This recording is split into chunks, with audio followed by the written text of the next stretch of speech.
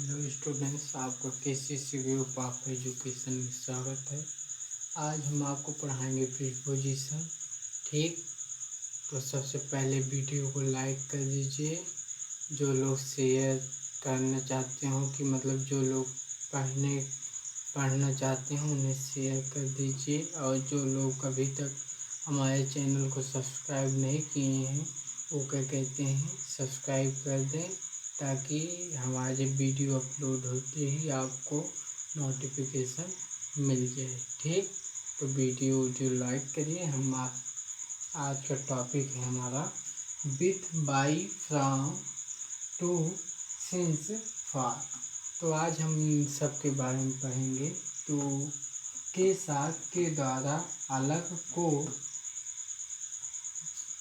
जब से, के लिए। तो इन सभी को एक साथ मतलब एक अक्षर में लिख देते हैं से। तो आप कहेंगे ये कैसे? तो यही क्या कहते हैं प्रीपोजिशन है भाई। अगर यही आपको समझ में आ जाए तो आप कहीं फंसे ना। ठीक, तो चलिए हम आपको आज समझा देते हैं।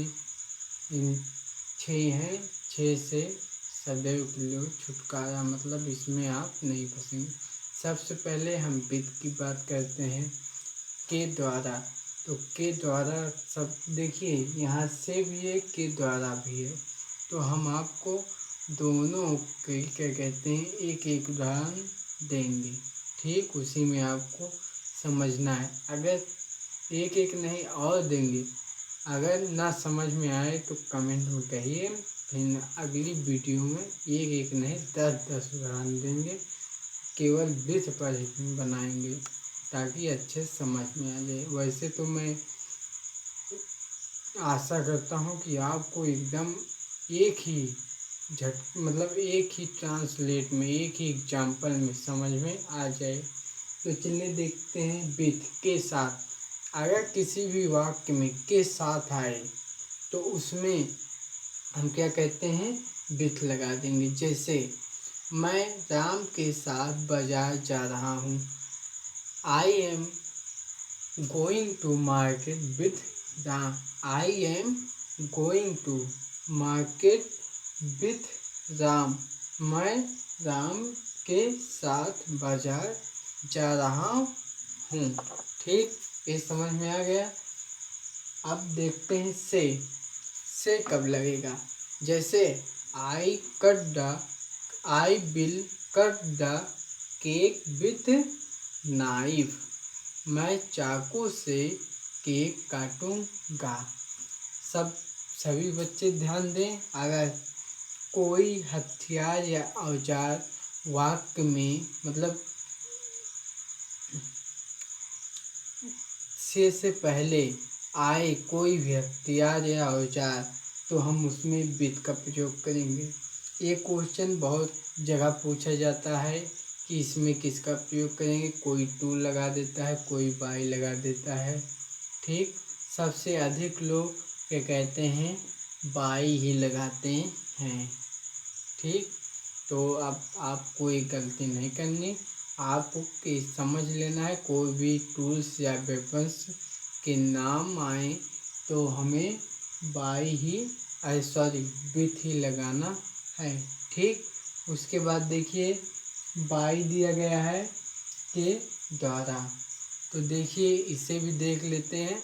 सबसे पहले के द्वारा सबसे पहले एक्टिव पैसिव में ज़्यादा यूज होता है। तो सबसे पहले द्वारा वाला बता दें। जैसे द स्कूल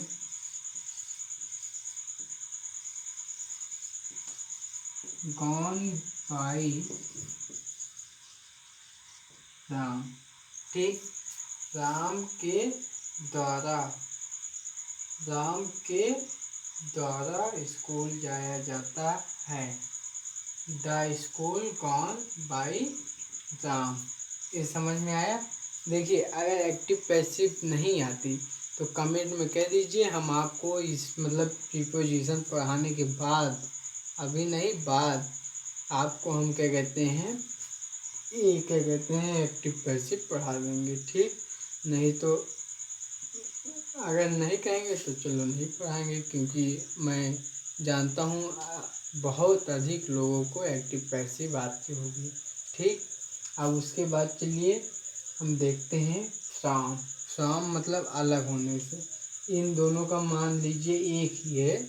देखिए जैसे ट्रांसलेट में मैं समझा दूँ आपको।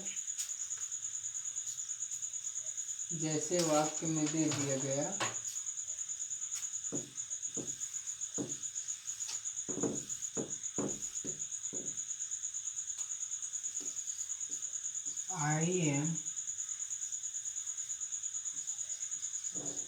I am coming to me from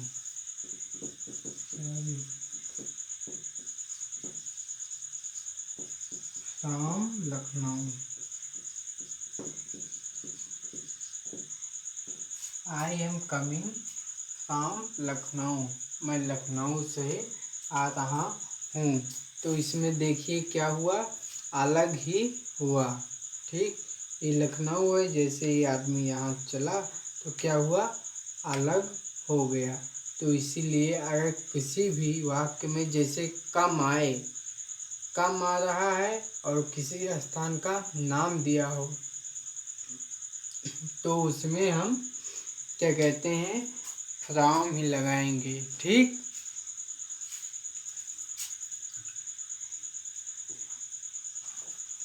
क्या लगाएंगे, फ्रॉम लगाएंगे। ठीक,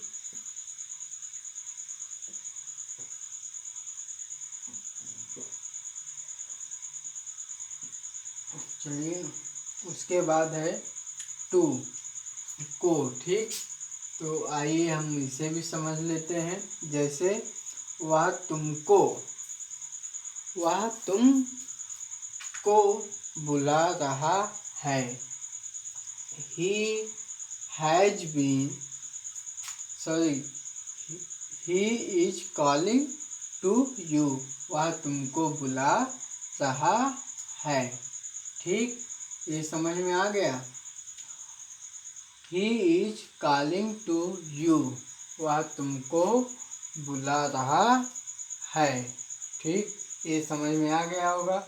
अब जैसे से आ गया, तो जैसे मैंने पापा से कहा।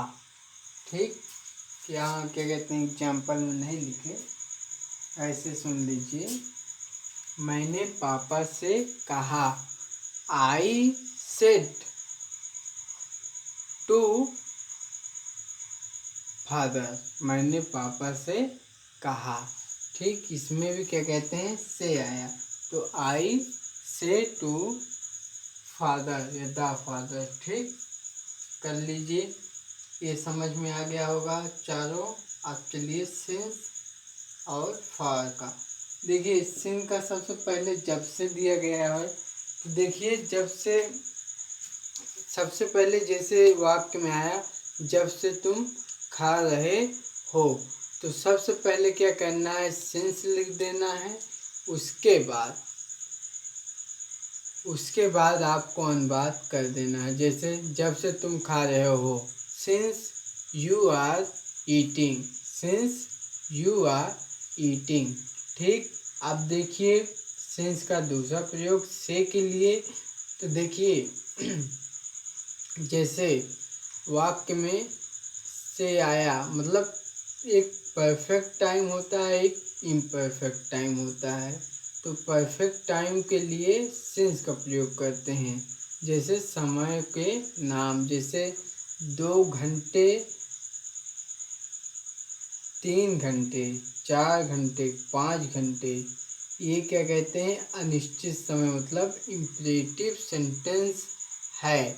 अगर 2 बजे, 3 बजे, 4 बजे या जनवरी, फरवरी, मार्च, सोमवार, मंगल, सुबह, शाम, दोपहर या 2002, 2003, 2005 ये रहे, तो हम क्या कहते हैं, हम क्या लिखेंगे, सिंस लिखेंगे। जैसे ही has been coming since morning, वह सुबह से आ रहा है। ठीक, से हम इसके लिए। अब ये दोनों पता चल गया कि जब से और से कहाँ कैसे क्यों लगेगा सिंस। तो अब चलते हैं आगे, चलते हैं फॉर के लिए। जैसे इट इज फॉर यू या आपके लिए है। इट इज फॉर यू या आपके लिए है। अब से कब लगेगा, इसमें भी टाइम ही दिया रहेगा, बट इसमें हमें अनिश्चित समय मतलब इम्परफेक्ट टाइम दिया रहेगा, वो निश्चित नहीं होगा। जैसे 2 घंटे, कोई कहता है मैं 2 घंटे बाद आऊँगा, तो फिर आया कुछ देर बाद, कहा 2 घंटे बाद आऊँगा। अरे 2 घंटे बाद आएगा, लेकिन कब आएगा? अरे 2 घंटे बाद। अरे 2 घंटे बाद कब आएगा भाई? कुछ टाइम वाइम दिया कि 3 बजे आऊँगा, 4 बजे, ये परफेक्ट टाइम है। अब कह दिए हम 5 दिन बाद आएंगे, अब कल भी आया तो कहो 5 दिन बाद। अब 5 दिन बाद कब आएगा? अगर कह देता कि मतलब मैं सोमवार को आऊँगा या मंगलवार को आऊँगा तो ठीक रहता। अब इसमें इम्परफेक्ट टाइम है, ठीक। कहते हैं कल कर लूँगा, ठीक, यही कहते हैं ना, कल कर लूँगा। अरे कल, फिर जैसे कभी कभी देखो कहते हैं कल कर लूँगा, मैंने कहा था कल कर लूँगा, तो उसका कोई टाइम नहीं है, तो उसमें हम क्या लिखेंगे? फॉर लगेंगे। अब के लिए तो बता ही दिए, जैसे या आपके लिए इट इज फॉर यू, ठीक। जैसे it is for you that you like video, या आपके लिए है कि आप वीडियो को लाइक एंड शेयर कर दें, ठीक। तो चलिए, आप सभी का ये आज कंप्लीट हो गया प्रीपोजिशन। मैं आशा करता हूँ कि आप सभी को एकदम अच्छे समझ में आ गया होगा। अगर कोई भी किसी भी बच्चे को इसमें कहीं दिक्कत हुई हो या ऐसा लगा हो कि यहाँ सही से नहीं पढ़ाया गया, तो आप कमेंट में कह सकते हैं, उसमें कोई आपको दिक्कत नहीं होगी, मतलब आपको कुछ नहीं कहा जाएगा, क्योंकि आप जब तक बताएंगे नहीं कि आप कि मतलब ये हमें नहीं आया या आप इसे अच्छे से समझाए नहीं, तो हमें पता नहीं चलेगा, ठीक। तो अगर नहीं समझ में आया तो कमेंट में कहिए, आ गया तो वीडियो लाइक, अगर सब्सक्राइब नहीं किए तो सब्सक्राइब कर दीजिए। धन्यवाद, ठीक। अब इसको नोट कर लीजिए एक बार, ठीक, कर लीजिए।